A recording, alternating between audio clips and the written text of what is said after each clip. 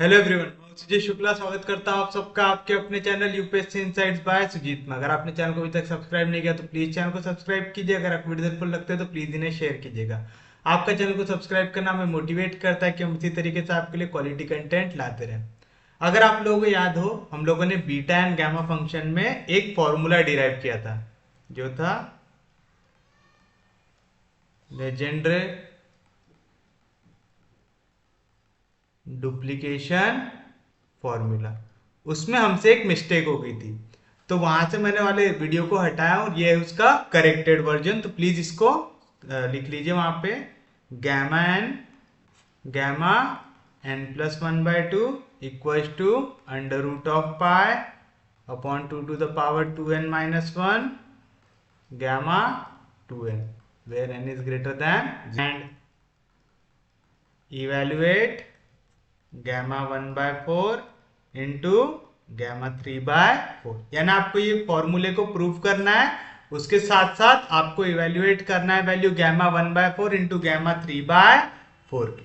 आपको याद होगा हम लोगों ने वाले क्वेश्चन को n के टर्म्स में नहीं m के टर्म्स में डिराइव किया था। तो चलिए हम सॉल्यूशन में सबसे पहले हमको क्या प्रूव करना है, gamma n into gamma n plus 1/2 equal to under root of pi 2 to the power 2n minus 1 gamma 2n करना रहता है। हम लोगों को बीटा एम एन का फॉर्मूला मालूम है।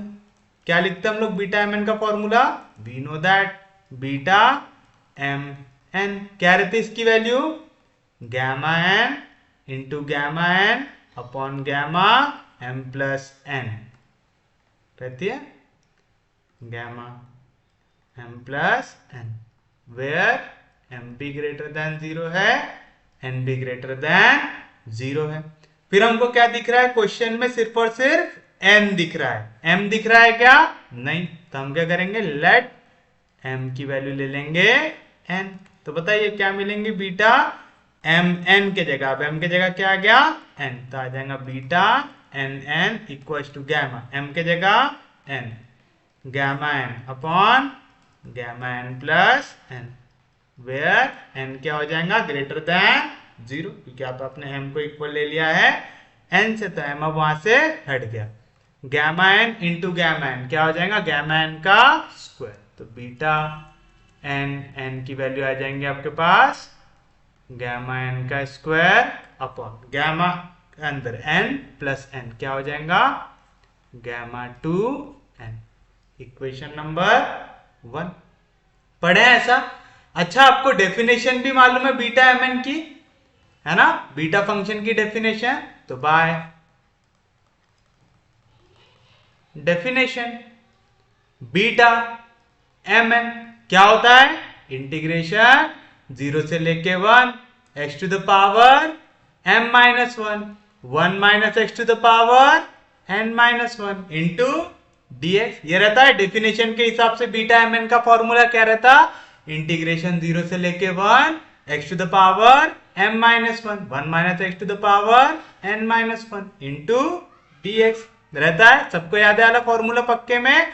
फिर उसके बाद आप बताइए यहाँ पे आपका m का ऐसे इक्वल है n से, तो जहां जहां पे m है उसके जगह आप क्या लिख सकते हैं, n लिख सकते हैं। तो आप लिख सकते हैं देयरफॉर बीटा n की वैल्यू क्या आएंगी, इंटीग्रेशन 0 से लेके 1 x to the power m minus 1 की जगह आप क्या आ जाएगा n minus 1 minus x to the power n minus 1 into dx आएगा। अब अगर आप लोगों को याद हो, जब भी क्वेश्चन इस फॉर्म में हो, हम लोग देखते हैं यहाँ पे x के अंदर कौन सा फॉर्म बन रहा है। यहाँ पे कौन सा फॉर्म बन रहा है, 1 माइनस x का फॉर्म बन रहा है। हमें ट्रिग्नोमेट्री में 1 माइनस में कौन सा फॉर्मूला मालूम है, हमको 1 माइनस साइन स्क्वायर थीटा का फॉर्म मालूम है, या तो 1 माइनस कॉस स्क्वायर थीटा का फॉर्म मालूम है। याद आ रहा है कोई टॉपिक आपको ऐसा, मैंने सब्स्टिट्यूशन सिखाया था कैलकुलस पढ़ते वक्त कि आपको कब कौन सी वैल्यू सब्स्टिट्यूट करना पड़ता है। जब भी 1 माइनस एक्स का फॉर्म आता है, हम एक्स के जगह क्या डालते हैं, या तो साइन स्क्वायर थीटा या तो कॉस स्क्वायर थीटा। क्यों, क्योंकि 1 माइनस साइन स्क्वायर थीटा क्या होता है, cos square theta. 1 minus cos square theta क्या होता है, साइन स्क्वायर थीटा होता है।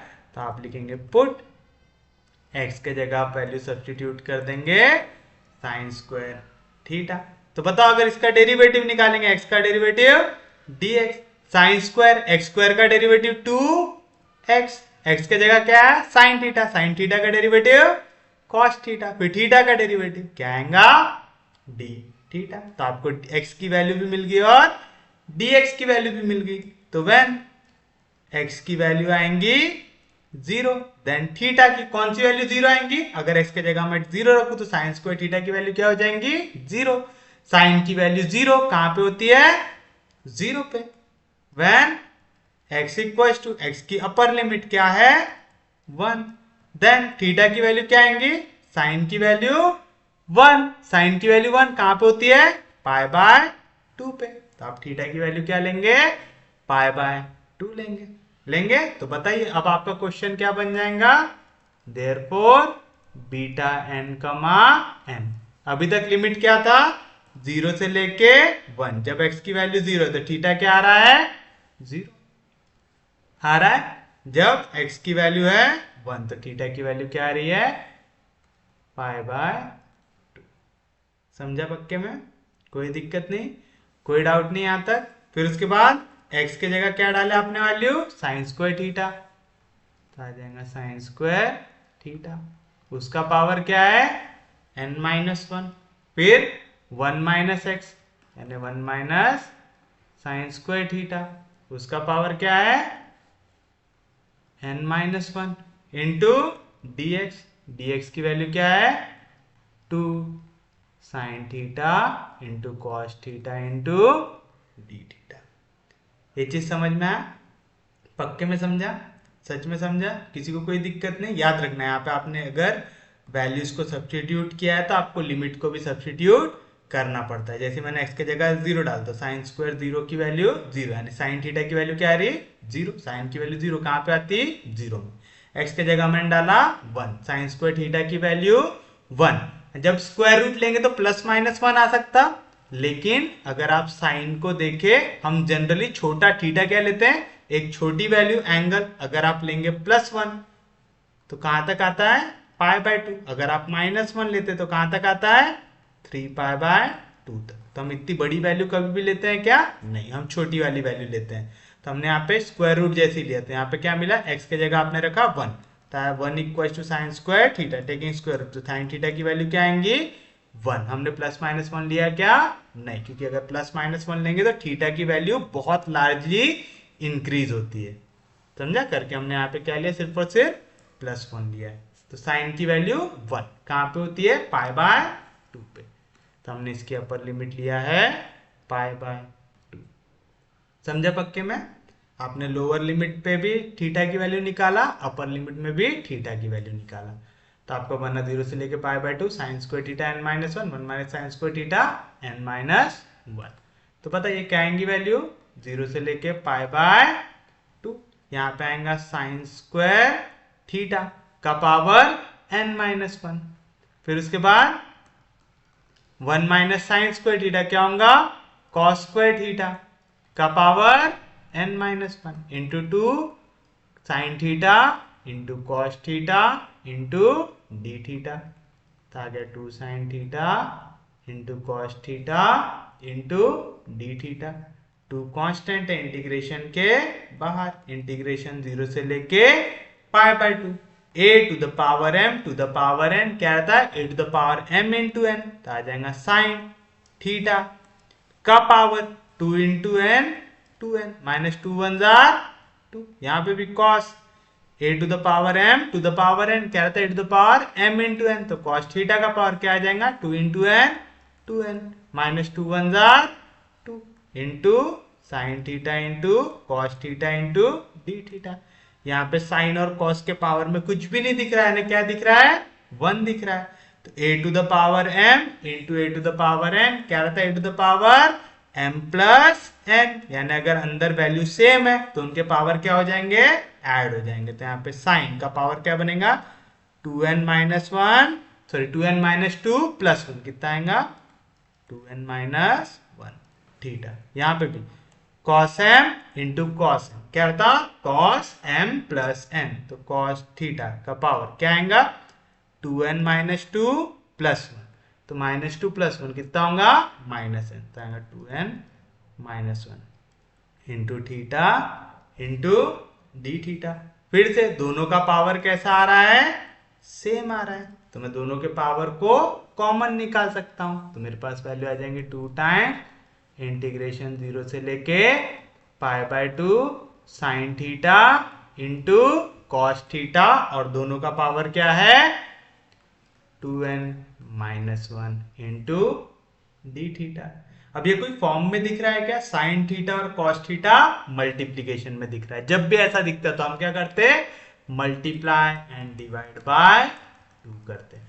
क्यों, जैसे आप इसको मल्टीप्लाई एंड डिवाइड बाय 2 करेंगे, यहाँ पे ट्रिग्नोमेट्री का एक फॉर्मूला आपको दिखेगा। क्या है वो formula, 2 sine theta into cos theta. 2 sine theta into cos theta का फॉर्मूला होता है साइन 2 थीटा का होता है, तो हम इसको क्या लिख सकते हैं, 2 टाइम्स इंटीग्रेशन 0 से लेके π/2 2 sine theta into cos theta, ये हो गया साइन 2 थीटा। डिवीजन में क्या है 2, दोनों का पावर क्या दिख रहा है 2n-1 इंटू डी थीटा दिख रहा है। यहां तक किसी को कोई दिक्कत नहीं, कोई डाउट नहीं। a/b का पावर m क्या होता है, a का पावर m/b का पावर m होता है, तो आप इसको लिख सकते हैं 2 टाइम्स इंटीग्रेशन 0 से लेके π/2 में इसको लिख सकता हूं sine to the power 2n-1 into 2 theta upon 2 का power 2n-1 into d theta. दोनों के पावर को मैंने कर दिया सेपरेट कर दिया। हमको मालूम, हमको साइन के अंदर 2 थीटा चाहिए रहता है क्या, नहीं, हमको यहाँ पे साइन के अंदर x y t theta phi ऐसी वैल्यू चाहिए रहती है, उसके साथ 2 चाहिए रहता है क्या, नहीं, तो हमको यहाँ पे फिर से करना पड़ेगा सब्स्टिट्यूशन। क्या करना पड़ेगा यहाँ पे फिर से सब्स्टिट्यूशन। मैं 2 थीटा को t ले लूं, ले सकता हूं, तो मैं लिखूंगा let 2 theta be equals to t, तो यहाँ पे डिफ्रेंशिएट करो, तो 2 टाइम्स डी थीटा, ये वैल्यू आ जाएंगी डी टी की, दैट इज डी थीटा की वैल्यू क्या आएंगी डी टी बाय 2 आएगी। व्हेन अपर लिमिट क्या है, तो लोअर लिमिट क्या है यहाँ पे, थीटा की वैल्यू 0, तो व्हेन थीटा की वैल्यू है 0 देन टी की वैल्यू क्या आएगा 2 इंटू 0 0, व्हेन थीटा की वैल्यू है π/2 देन t की वैल्यू क्या आएगा 2 इंटू π/2 हो जाएगा, हो जाएगा, तो क्या बनेगा आपके पास value, therefore beta n n equal to, अभी तक था 0 से लेके π/2, अब हो जाएगा 0 से लेके π, sine to the power 2n-1 into 2 theta, 2 theta की जगह क्या आ गया 2 थीटा वैल्यू है t की आ गया। यहां पे पहले से बाहर क्या था 2 था, यहां पे डिवीजन में क्या था 2 का पावर 2n-1, यहां पे ये भी कांस्टेंट है, इसको भी निकाल लो, बाहर था आएगा 2 का power 2n-1 into d theta की जगह आ जाएगा डी टी बाय 2 आ गया, तो मैंने डी थीटा की जगह लिख दिया डी टी बाय 2। अब ये 1/2 कांस्टेंट है, 2 और 2 हो जाएगा कैंसर, तो देयरफॉर बीटा एन एन की वैल्यू आई 1/2 to the power 2n-1 integration 0 से लेके pi sine 2n-1 into t into d t आ गया। कोई भी दिक्कत, कोई भी डाउट, लेकिन जब भी हमारे पास कुछ इस तरीके का क्वेश्चन आता है, आप लोगों को याद होगा, हम लोग हमेशा उसको कौन से फॉर्म में लाते हैं, इंटीग्रेशन 0 से लेके π/2, चाहे क्वेश्चन साइन में हो चाहे क्वेश्चन कॉस में, हम हमेशा क्या लिमिट लगाते 0 से लेके π/2। हमारे पास क्या है 0 से लेके पाई, यानी मेरे को लिमिट को क्या करना है हाफ करना है, तो मैं यहाँ पे कौन सी वाली प्रॉपर्टी लगाऊंगा, डेफिनाइट इंटीग्रल की वाली प्रॉपर्टी जो रहती है इंटीग्रेशन 0 से लेके 2a f of x into d x. मैं इसको लिख सकता हूं 2 टाइम्स इंटीग्रेशन 0 से लेके, यानी यहाँ पे 2 है तो इसकी लिमिट हो जाएंगी हाफ, और सामने क्या आ जाएगा 2 आएगा, 2 टाइम्स इंटीग्रेशन 0 से लेके f of x into d x. बस शर्त क्या है, where f of 2a minus x, ये इक्वल आना चाहिए f ऑफ x के साथ। आना चाहिए। तो देखो तो यहाँ पे एफ ऑफ 2a की वैल्यू कितनी है, पाई। फंक्शन क्या है, फंक्शन है यहाँ पे साइन 2n माइनस 1 t है, ये है हमारा फंक्शन ऑफ t, ये है हमारा फंक्शन ऑफ t, क्या, sign to the power 2n minus 1 t है हमारा। अगर मैं यहाँ पे फंक्शन की वैल्यू निकालू कहाँ पे, 2a माइनस x की जगह क्या है यहाँ पे t, तो क्या आएगा 2a, 2a की वैल्यू क्या है यहाँ पे पाई है, 0 से लेके 2a, यानी 2a की वैल्यू क्या है यहाँ पे पाई। जो लिमिट को हाफ करना है उसको हम लेते हैं हमेशा 2a, तो यहाँ पे क्या आएगा 2a, तो फंक्शन की वैल्यू आपको कहाँ पे निकालना पड़ेगा, 2a की वैल्यू है पाई माइनस t पे, तो क्या मिलेगा साइन 2n माइनस 1, t के जगह क्या आ जाएगा पाई माइनस t। सबसे पहले तो साइन की वैल्यू हमको चाहिए पाई पे, जब भी पाई है तो साइन की जगह क्या आता है साइन, कॉस की जगह क्या आता है कॉस, टैन की जगह क्या आता है टैन। लेकिन अगर यहाँ पे पाई बाय 2 होता तो साइन की जगह कॉस, कॉस की जगह साइन, ये सब याद है।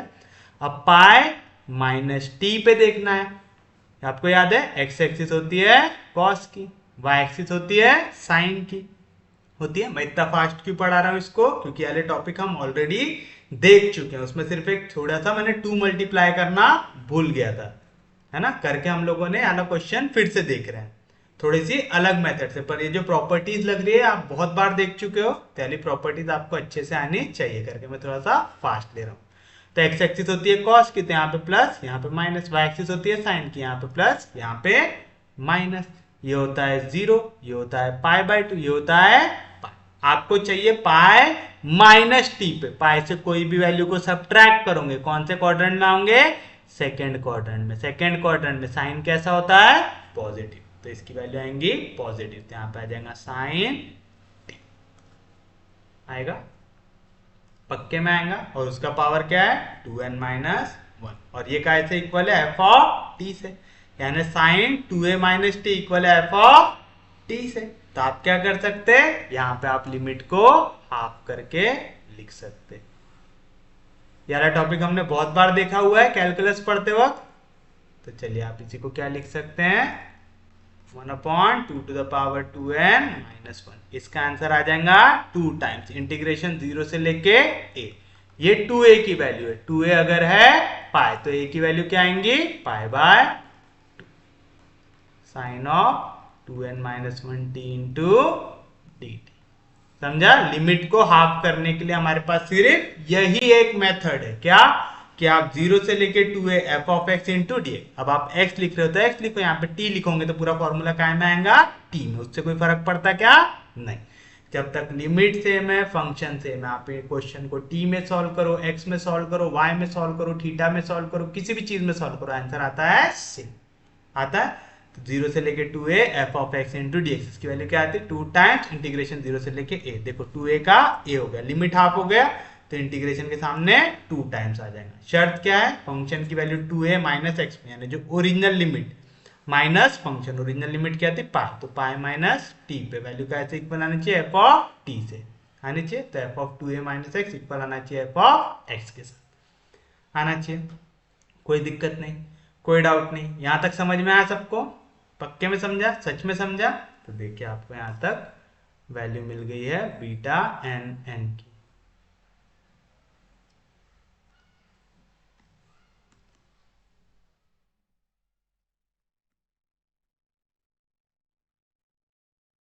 मिला ऐसा, तो देयरफॉर आपको बीटा एन एन की वैल्यू मिल गई। यहाँ पे ऊपर है 2 का पावर 1, नीचे आएगा तो -1, तो हो जाएगा 1/2 का पावर 2n माइनस इंटीग्रेशन 0 से लेके pi by 2 sine 2n minus 1 t into dt। ये चीज समझा ना, यहाँ पे पावर था 2, नीचे आएगा तो 2 का पावर -1 हो जाएगा, a का पावर m इंटू a का पावर n, क्या होता है a का पावर m प्लस n, आएगा 2n माइनस 1 माइनस 1 कितना हो जाएगा -2। अब देखो यार टर्म में आपको साइन की टर्म दिख रही है, कॉस की दिख रही है क्या, नहीं दिख रही, तो मैं इसको ऐसा लिख सकता क्या, कॉस का पावर 0t लिख सकता, सिंस कॉस का पावर 0t की वैल्यू कितनी हो जाएंगी 1, किसी भी चीज का पावर 0 कितना होता है 1, ये समझ रहा ना, कॉस का पावर 0 टी लिखो चाहे कॉस टी का पावर 0 लिखो, सेम होता है। ट्रिग्नोमेट्री में आप यहाँ पे भी पावर डाल सकते हो और यहाँ पे भी पावर डाल सकते हैं, कोई दिक्कत नहीं आता। अच्छा, आपने यहाँ पे cos का पावर 0 टी क्यों लिया? क्योंकि आपको ये एक फॉर्म में दिख रहा है। कौन से फॉर्म में? इंटीग्रेशन 0 से लेके π/2 sine to the power px। अच्छा, क्वेश्चन टी में तो मैं टी के टर्म्स में फॉर्मूला लिख देता हूं, sine to the power pt cos to the power qt into dt equal to, याद रखना आप क्वेश्चन को टी में सॉल्व करो चाहे एक्स में सॉल्व करो, हमेशा आंसर सेम आता है, कभी उसको लेके टेंशन लेना क्या नहीं। क्या रहता है इसका फॉर्मूला?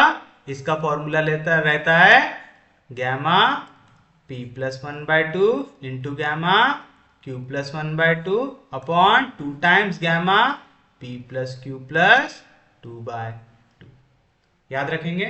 और अगर आपको क्वेश्चन यहाँ पे टी में नहीं रखना है, आप चाहते हैं क्वेश्चन को एक्स में कन्वर्ट करना, क्योंकि पूरे फॉर्मूला आपने एक्स के टर्म्स में किए हो, तो आप ये स्टेप लिखने के बजाय क्या कर सकते हो, पहले क्वेश्चन को एक्स में कन्वर्ट कर सकते हो। एक्स में कैसे कन्वर्ट करेंगे क्वेश्चन को? याद है, अगर आपकी लिमिट सेम है और फंक्शन सेम है तो आप क्वेश्चन को चाहे टी में लिखो चाहे एक्स में लिखो चाहे वाई में लिखो, कुछ भी फर्क पड़ता है क्या? नहीं। तो आप चाहो तो इसको ऐसा भी लिख सकते, बीटा n इक्वल टू 1/2 का पावर 2n-2 इंटीग्रेशन 0 से लेके π/2 साइन 2n-1 टी के जगह लिख दिया मैंने x, cos 0 टी के जगह लिख दिया मैंने x इंटू dx।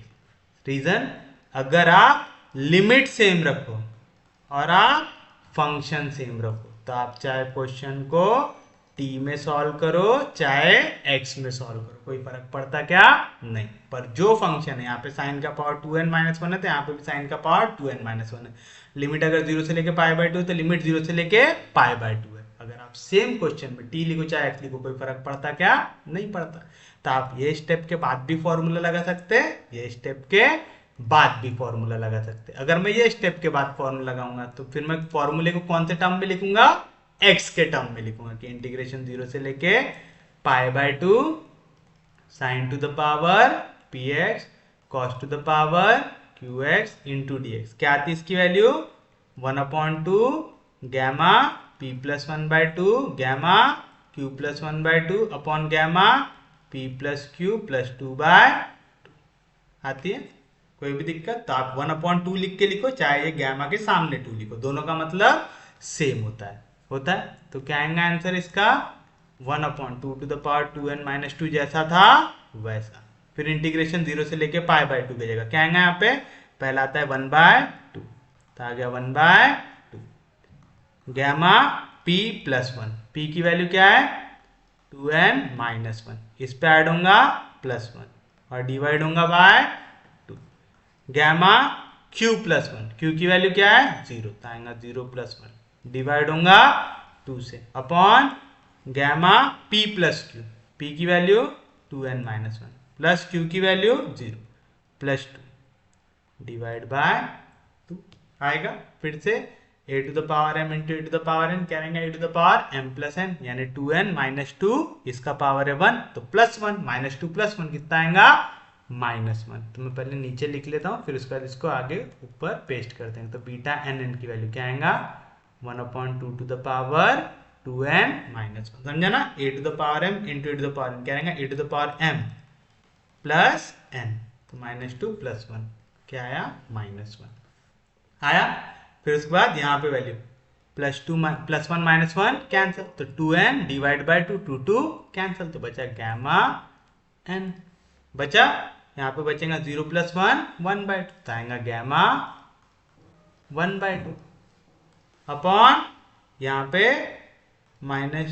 प्लस 2 -1 बचेगा प्लस 1 तो आएगा 2n प्लस 1/2 तो आएगा गैमा 2n प्लस 1/2 आ गया।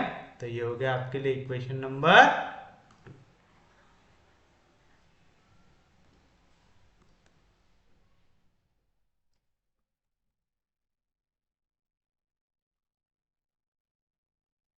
आ गया। तो बताइए, आपने यहाँ पे बीटा एन एन की दो अलग अलग वैल्यू निकाले, अलग अलग फॉर्मूला यूज करके।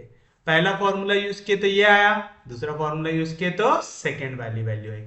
तो फ्रॉम इक्वेशन 1 एंड 2,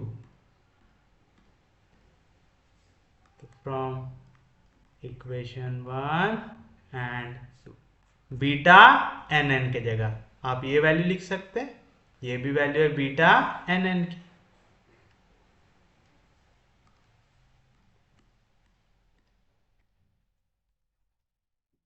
ये आ गई बीटा एन एन की value equal to 1/2 to the power 2n minus 1 gamma n, gamma 1/2 upon 2 से डिवाइड करो, क्या आएगा गैमा, 2 कैंसिल आएगा n, प्लस 1 भी डिवाइड होगा 2 से आएगा 1/2 आएगा।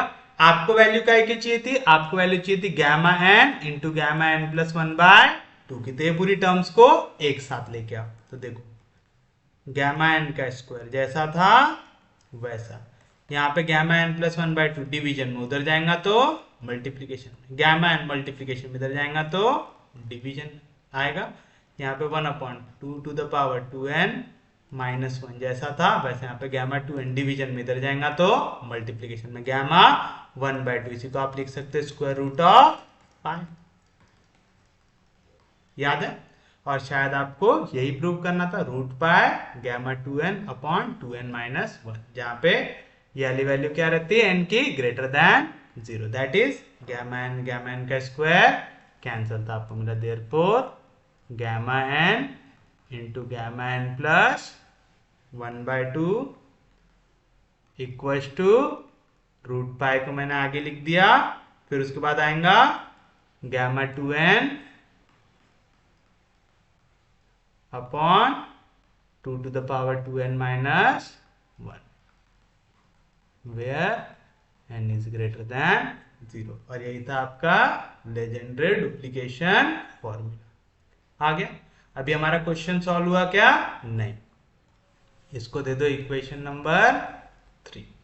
हमको बोल रहा है आपको इवेल्युएट करना है वैल्यू 1/4 गैमा 1/4 गैमा 3/4 की। तो चलो अपन लिखेंगे लेट m की वैल्यू हो जाए या n की वैल्यू हो जाए 1/4, n के जगह डाल दो 1/4 इन इक्वेशन 3, तो क्या मिलेगा गैमा n के जगह क्या डाला मैंने 1/4, गैमा n के जगह क्या डाला 1/4 plus 1/2 equal to under root of pi, under root of 2n के जगह क्या है value 1/4 upon 2 to the power 2 into n के जगह वैल्यू 1/4 माइनस 1। क्यों कर रहे हैं तो समझा? क्या मिलेगा गैमा 1/4 इंटू गैमा, इसको मैं क्या कर सकता हूँ 1/2 को लिख सकता हूँ मल्टीप्लाई एंड डिवाइड बाय 2 किया तो 2/4, तो 2/4 प्लस 1/4 कितना आएगा 3/4। और यही वैल्यू चाहिए थी आपको, काय की वैल्यू चाहिए थी गैमा 1/4 गैमा 3/4 की। क्या आ जाएंगी value under root of pi into gamma 2 2s और 4, तो आ जाएगा गैमा 1/2, यहाँ पे 2 2s और 4 तो आएगा 2 टू द पावर 1/2 माइनस 1 तो आएगा माइनस 1/2 आएगा, 2 2s और 4 कटेगा 1/2 में से 1 जाएगा तो आएगा माइनस 1/, तो आ गया रूट पाई।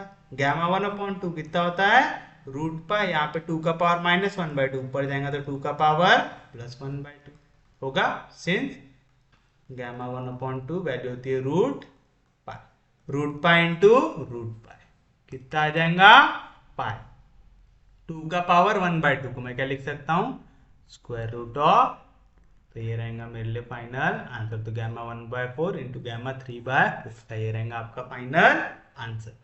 तो उम्मीद है आपको यार डेरिवेशन और ये वैल्यू आपने कैसे फाइंड आउट किए समझ में आया होगा। बहुत ही बेसिक से फॉर्मूले लगे यहाँ पे, आपको मेन चीज जो हम लोग बार बार करते हैं यानी कुछ बेसिक चीजें याद होनी चाहिए। पहला तो आप लिमिट को कैसे सब्स्टिट्यूट करते हैं, आपने मेन चीज यहाँ पे 1 माइनस एक्स के जगह साइन स्क्वायर ही क्यों डाला, क्योंकि 1 माइनस साइन स्क्वायर थीटा का हमको फॉर्मूला मालूम है। फिर अगर आपने वैल्यूज को सब्स्टिट्यूट किया तो आपको लिमिट को भी सब्स्टिट्यूट करना पड़ता है। जब आपने x की वैल्यू है 0 तो थीटा की वैल्यू क्या मिल रही है 0, क्यों, क्योंकि x की वैल्यू इक्वल है साइन स्क्वायर थीटा, तो 0 equal to sine square theta, यानी साइन की वैल्यू 0 कहाँ पे होती है, 0 पे। फिर x की वैल्यू आपने लिया 1, x की वैल्यू 1 यानी साइन स्क्वायर थीटा की value 1, taking square root, sine की वैल्यू 1 कहाँ पे मिल सकती है हमको, π/2 पे, तो थीटा की वैल्यू आई π/2, तो 0 से लेके π/2, फिर a का power m to the power n लगाया आपने। उसके बाद आपने कुछ प्रॉपर्टीज लगाए, यहाँ पे हमने सेम पावर निकालने के बाद sine theta cos theta multiplication में जब भी दिखा तो आपको 2 sine theta into cos theta बनाना पड़ता है। फिर साइन के साथ अगर कभी भी 2 थीटा आया तो हमको चलता है क्या, नहीं, तो हमने इसको रिप्लेस किया, फिर से लिमिट रिप्लेस हुई। फिर उसके बाद आपको यहाँ पे लिमिट क्या दिख रही थी, 0 से लेके पाई। जब भी साइन कॉस का क्वेश्चन हम कोशिश करते लिमिट कहां से कहां तक हो, 0 से π/2। जब भी आपको लिमिट को हाफ करना है, एक ही प्रॉपर्टी है हमारे पास डेफिनाइट इंटीग्रल में, वो कौन सी है, इंटीग्रेशन 0 से लेके 2a f of x into dx equal to 2 times integration 0 से लेके f of x into dx, बस शर्त क्या है, f of 2a minus x equal होना चाहिए f of x रहना चाहिए। और आपको ये भी याद होना चाहिए, अगर आप लिमिट सेम रखो और फंक्शन सेम रखो तो आप क्वेश्चन को x में सॉल्व करो, चाहे t में सॉल्व करो, चाहे y में सॉल्व करो, चाहे थीटा में सॉल्व करो, आंसर चेंज होता क्या, नहीं। समझा, तो ये वाली प्रॉपर्टी लगा के फिर हमने इसका आंसर फाइंड आउट किया। तो उम्मीद है आपको समझ में आया होगा, और थैंक यू कि आप लोगों ने ये चीज नोटिस किया कि वहां पे मिस्टेक थी, मैंने 2 से मल्टीप्लाई नहीं किया था वाले क्वेश्चन में, तो हम लोगों ने वाले पार्ट को भी करेक्ट करके सॉल्व कर लिया है। तो प्लीज अगर आप लोगों ने वाले वीडियोस पहले जिन लोगों ने देखे उनने कैच नहीं भी कर पाए, कोई प्रॉब्लम नहीं, आप लोग ये वाली मेथड उसको काट के लिख लीजिए। कैलकुलस में आपको वाला पार्ट मिला होगा, लेक्चर नंबर 30 था, बीटा एंड गामा फंक्शन की शुरुआत में हमने डिराइव किया था वाला। तब आप ये इसको जो करेक्टेड वर्जन है ये अपने नोट्स में लिख लीजिए। उम्मीद है आपको समझ में आऊंगा। अगर आपको लेक्चर समझ में आ रहे, यूजफुल लगे तो प्लीज चैनल को सब्सक्राइब कीजिए, वीडियो को शेयर कर दीजिए। सबसे इंपॉर्टेंट चीज, पढ़ते रहिए, रिवाइज करते रहिए। हम लोग मिलेंगे कल, तब तक के लिए take care, have a nice day.